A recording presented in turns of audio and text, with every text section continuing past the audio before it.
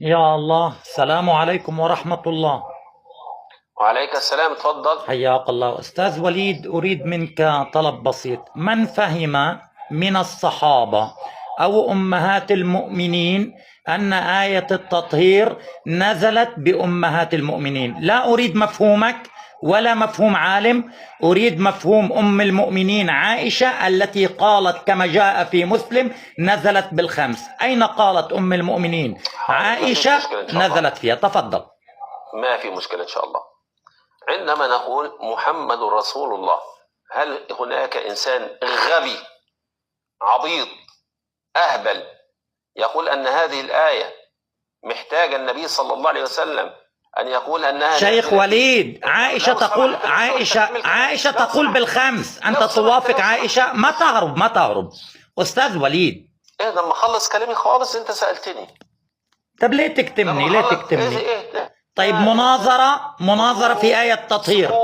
سكون. مناظرة في آية التطهير. سكون، هدوء. أريد مفهوم عائشة لآية التطهير.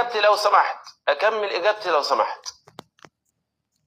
طيب بس ما حد يكتمني، ما حد يكتمني. تفضل، تعطيني وقت أجيبك على إجابتك. يا باشا هديك تفضل. وقتك، أنت سألت سؤال تفضل وبعد كده تفضل.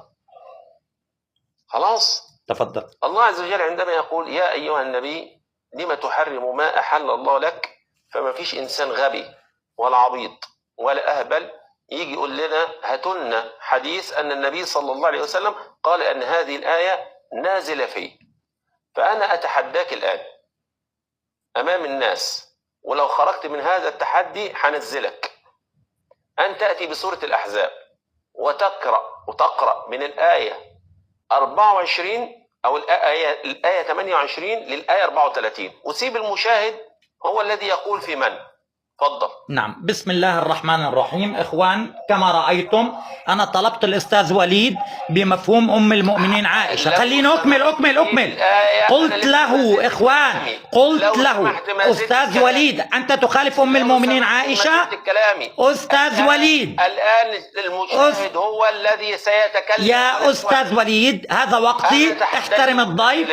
أستاذ وليد، أين مفهوم عائشة؟ تفضل.